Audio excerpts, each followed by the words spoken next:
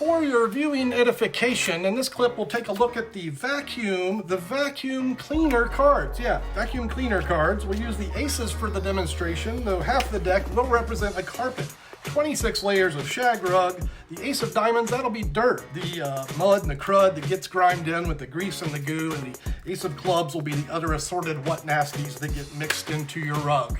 Whatever will we do? Have no fear, we have the ace of spades, also known in the business as the vacuum cleaner card of mystery.